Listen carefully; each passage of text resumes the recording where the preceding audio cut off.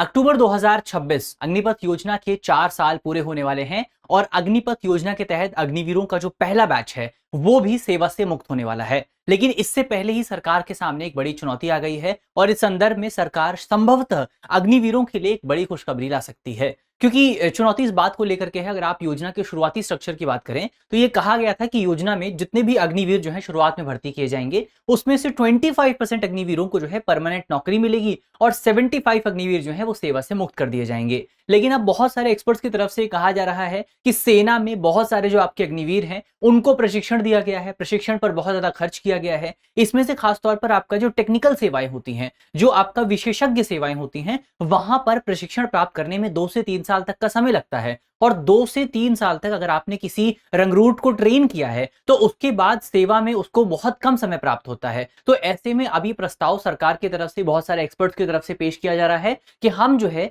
जो अग्निवीर हैं आपके, उसमें से कुछ अग्निवीरों को 75% तक रिटेंशन रेट जो है कुछ सेवाओं में हम रख सकते हैं। यानी कि 25% के बजाय 75% अग्निवीरों को संभवतः परमानेंट नौकरी मिल सकती है। तो ये एक बड़ा डेवलपमेंट यहां पर आपको देखने को मिलेगा जिस पर हम आज बात करेंगे। तो चलिए वीडियो की करते हैं शुरुआत। और सबसे पहले यहां पर अगर आप देखें तो आपका 2022 में जब योजना की शुरुआत हुई थी तो इस योजना में आपको क्या मूल ढांचा देखने को मिला था, क्या बेसिक स्ट्रक्चर आपको यहां पर देखने को मिला था। तो ओवरऑल आपका 100% मान लीजिए अग्निवीरों को जो है रंगरूट किया जाता था, उनको जो है रिक्रूट किया जाता था। इसमें 4 साल का उनका निश्चित कार्यकाल होता है, ये तो आपको पता ही होगा। 4 साल का जो है आपको टोटल सर्विस पीरियड आपको देखने को मिलता है। और जैसे ही ये 4 साल का कार्यकाल पूरा होता था, इसमें से 25% जो आपके रंगरूट थे, 25% जो आपके जो जो जो कैंडिडेट्स थे, उनको यहां पर नियमित सेवा देने की बात की गई थी। अभी तक ऐसा हुआ नहीं है, ऐसा प्रस्ताव रखा गया था कि जो 25% आपके कैंडिडेट्स होंगे उनको परमानेंट सर्विस दे दी जाएगी। परमानेंट सर्विस का मतलब यह है कि उनको अतिरिक्त 15 साल का कार्यकाल मिलेगा। इस 15 साल के कार्यकाल में उनको जो है जो परमानेंट सैलरी मिलती है, यानी कि आपका 40,000 से लेकर के 60,000 तक की सैलरी उनको मिलेगी। रैंक वृद्धि उनको मिलेगी, पदोन्नति उनको मिलेगी और इसके साथ साथ 20 वर्ष बाद जो है पूर्ण पेंशन उनको प्राप्त होगी। यानी कि सारी जो परमानेंट चीजें जो हैं उनको वहां पर प्राप्त होंगी। ये 25% लोग होंगे। लेकिन 75% लोग ऐसे होंगे जिनको अपने नागरिक जीवन में वापस भेज दिया जाएगा, जिनको अपना जो सामान्य जीवन है, जिनको सेवा से मुक्त कर दिया जाएगा। और इस सेवा से मुक्ति के दौरान जो 75% आपके कैंडिडेट्स हैं उनको 11.71 लाख रुपए का कर मुक्त सेवा निधि पैकेज दिया जाएगा। लेकिन कोई पेंशन यहां पर प्रदान नहीं की जाएगी। तो 75% लोगों के साथ क्या हो रहा था वो भी हमने देखा और 25% का क्या फॉर्मूला था वो भी हमने देख लिया है।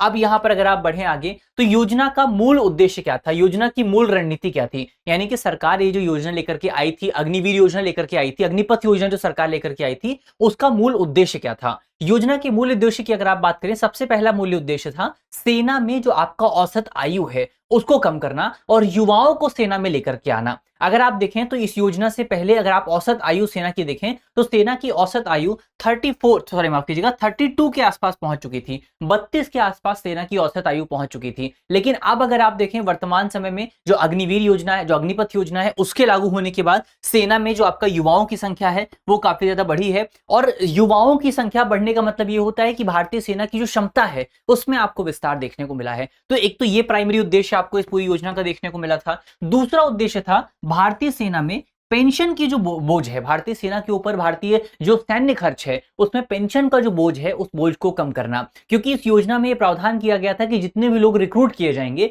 उसमें से 75% लोगों को वापस उनके नागरिक जीवन में भेज दिया जाएगा और केवल 25% लोगों को परमानेंट सर्विस मिलेगी और उस परमानेंट सर्विस में उनको पेंशन मिलेगी। बाकी 75% लोगों को पेंशन नहीं मिलेगी। तो इसका मतलब ये होने वाला था कि आपका 75% लोग जो हैं वो सेवा से मुक्त हो जाते और उनकी पेंशन का दबाव सरकार पर नहीं पड़ता। तो ओवरऑल सरकार के ऊपर जो टोटल पेंशन का दबाव है वो दबाव यहां पर कम हो जाता। एक ये भी उद्देश्य यहां पर निर्धारित किया गया था। और तीसरा यहां पर उद्देश्य था कि ये जो आपका पैसा जो है वर्तमान समय में जो पैसा हम पेंशन पर खर्च करते हैं, वर्तमान समय में अगर आप देखें भारत का जो टोटल रक्षा खर्च है, टोटल रक्षा बजट है, उसमें पेंशन पर हम बहुत पैसा खर्च करते हैं। तो सरकार का प्लान ये था कि जब हम 75% लोगों को नागरिक जीवन में वापस भेज देंगे तो सरकार का बहुत सारा पैसा पेंशन के रूप में बच जाएगा और जो पैसा पेंशन के रूप में बचेगा उस पैसे का इस्तेमाल जो है वो हम आधुनिक हथियारों को खरीदने के लिए कर सकते हैं, आधुनिक तकनीक को खरीदने के लिए कर सकते हैं। तो ये तमाम उद्देश्य जो हैं सरकार ने इस योजना के तहत अपने लिए निर्धारित किए थे। लेकिन अब यहां पर अगर आप देखें तो अब यहां पर प्रॉब्लम क्या आ रही है। प्रॉब्लम को थोड़ा सा हम समझने की कोशिश करते हैं, उससे पहले हमको योजना की एक टाइमलाइन समझ लेनी पड़ेगी।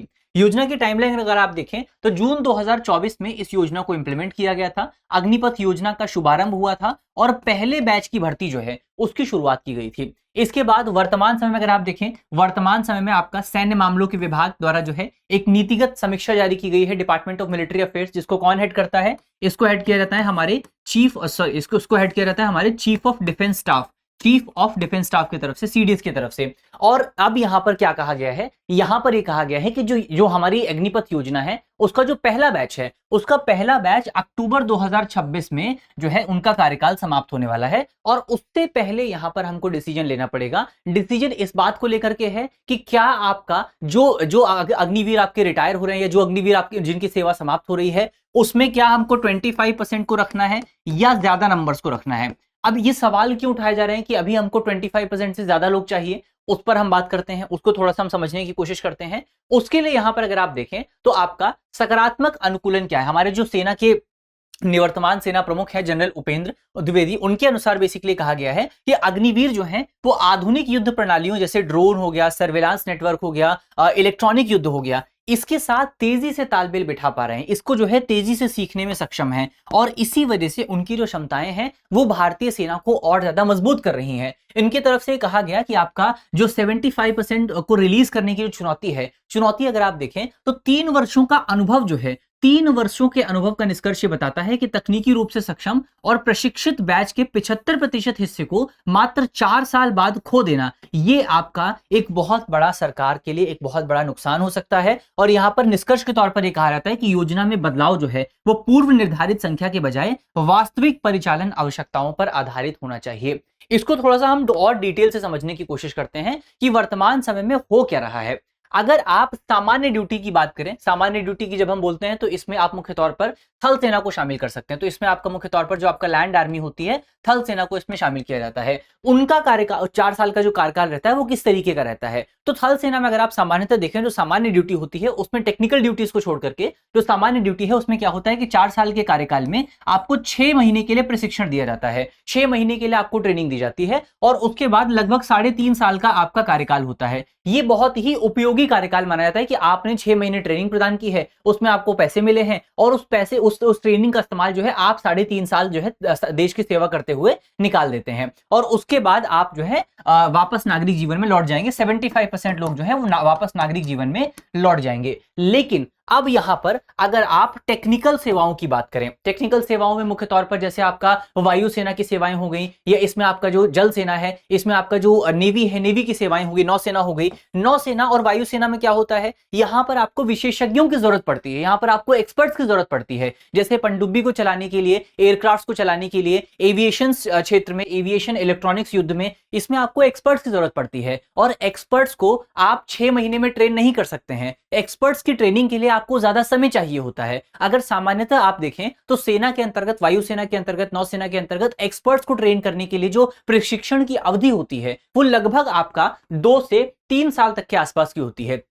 तो 2 से 3 साल तक के टाइम पीरियड में जो आपके रंगरूट हैं, जो आपके कैंडिडेट्स हैं, उनको जो है जटिल परीक्षण दिया जाता है, उनको बहुत ही बेहतरीन प्रशिक्षण दिया जाता है। और अगर आप यहां पर आप देखें कि अग्निवीरों का टोटल कार्यकाल कितना है, अग्निवीरों का टोटल कार्यकाल 4 साल का है। ऐसे में अगर उनको 2 से 3 साल का प्रशिक्षण दिया जाता है तो काम करने के लिए उनके पास केवल 1 से 2 साल मौजूद रहेंगे। अब आप सोच करके देखिए कि सरकार ने 3 साल तक के लिए उनके ऊपर, उनके प्रशिक्षण पर खर्च किया है और वो केवल 1 साल के लिए सरकार की सेवा कर पा रहे हैं, केवल 1 साल के लिए देश की सेवा कर पा रहे हैं। क्या इसको आप बेहतर रिटर्न कहेंगे? क्या इसको आप बेहतर आरओआई मानेंगे? जाहिर तौर पर अगर आप रैशनल इंसान हैं तो आप इसको बेहतर आरओआई नहीं मान सकते हैं, क्योंकि आपको साफ तौर पर यहां पर दिखाई दे रहा है कि केवल कि यहां पर आपका 3 साल तक का हम प्रशिक्षण दे रहे हैं और उस प्रशिक्षण का इस्तेमाल केवल 1 साल की सर्विस के लिए किया जा रहा है। यह बिल्कुल भी राशनल नहीं माना जा सकता है और इसीलिए यहां पर ये जो सुझाव है वो सुझाव आपको देखने को मिलेगा। जो सुझाव यहां पर दिया जा रहा है वो सुझाव ये है कि सामान्य ड्यूटी, जो आपका नॉर्मल ड्यूटी है, उसमें आप जो है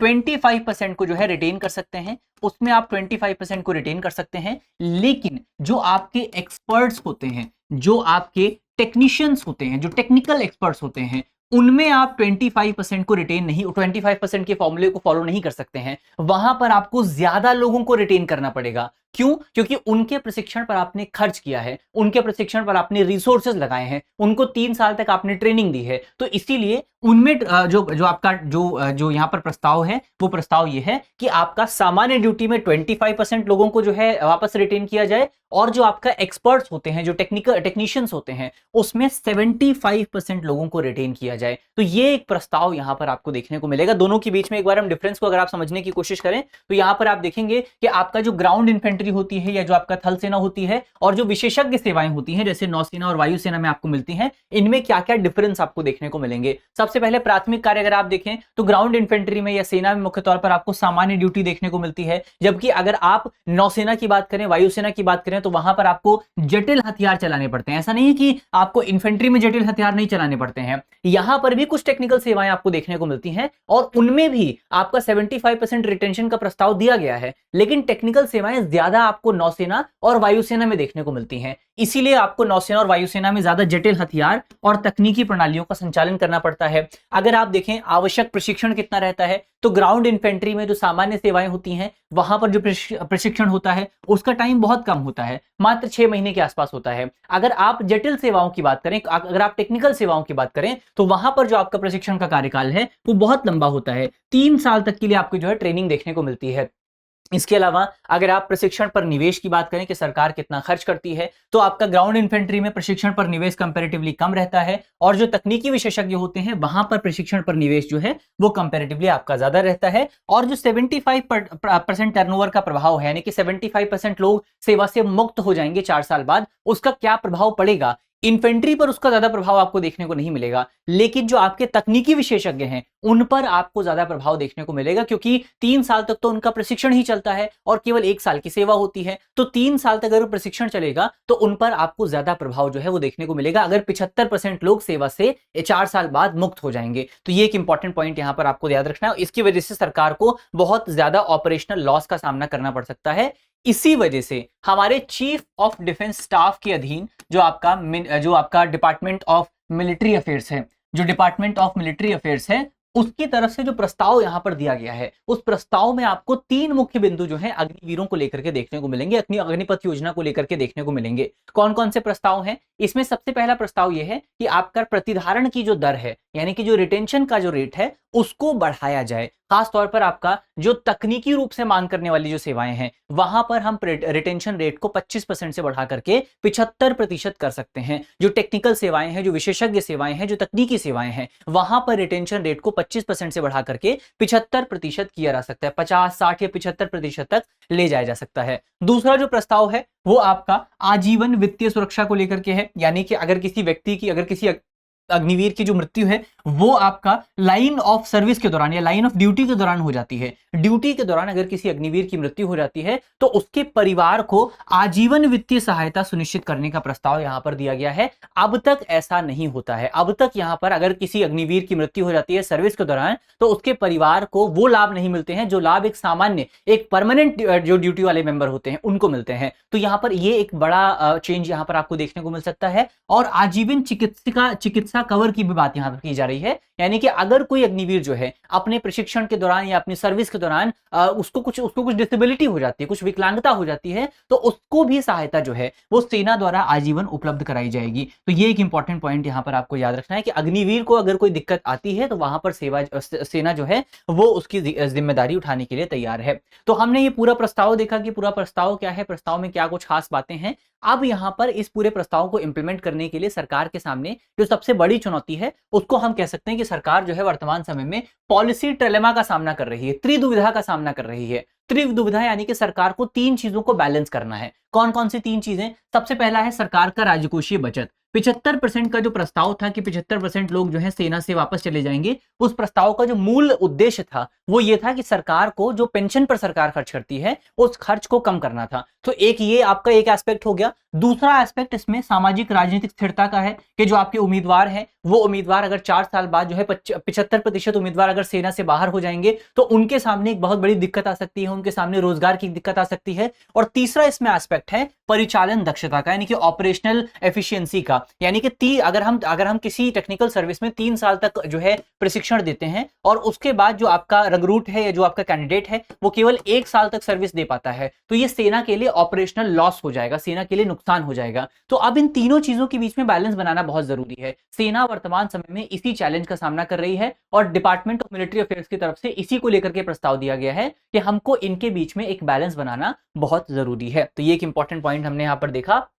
सारे टॉपिक यहां पर हमारे समाप्त होते हैं। अंत में आपके लिए करंट अफेयर का सवाल है जिसका जवाब आपको कमेंट बॉक्स में देना है। सवाल में आपसे पूछा गया है कि अग्निपथ योजना के संदर्भ में निम्नलिखित में से कौन सा कथन सही नहीं है। हमारे ऑप्शन है ऑप्शन ए, इस योजना की शुरुआत जून 2022 में भारतीय सशस्त्र बलों की औसत आयु को कम करने के उद्देश्य से की गई थी। ऑप्शन बी, वर्तमान नियमों के अनुसार प्रत्येक बैच के अधिकतम 25% अग्निवीरों को ही 4 साल की सेवा के बाद स्थायी नियमित सेवा के लिए रखा जाता है। ऑप्शन सी, 4 साल की सेवा पूरी करने के बाद सेवा मुक्त होने वाले सभी अग्निवीरों को मासिक पेंशन और आजीवन चिकित्सा लाभ प्रदान किया जाता है। और ऑप्शन डी, सेवा मुक्त होने वाले अग्निवीरों को सेवा निधि पैकेज दिया जाता है जो अग्निवीर और सरकार के समान योगदान और ब्याज से बनी एक मुश्त यानी कि आपका सिंगल राशि जो है वो लमसम राशि जो है वो यहाँ पर होती है। तो इसमें से कौन सा स्टेटमेंट सही नहीं है ये आपको जल्दी से कमेंट बॉक्स में बताना है। तो 3 स्टेटमेंट सही है, एक स्टेटमेंट गलत है। कौन सा गलत है वो आप जल्दी से कमेंट बॉक्स में बताएंगे। यहाँ पर इसी नोट के साथ करते हैं आज की अपनी वीडियो को समाप्त।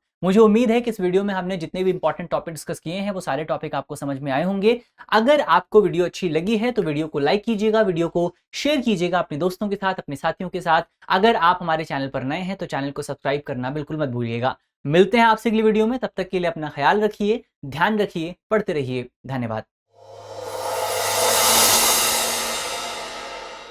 अब एग्जाम की तैयारी को और बेहतर करने के लिए हमारे चैनल को लाइक, शेयर और सब्सक्राइब करना ना भूलें।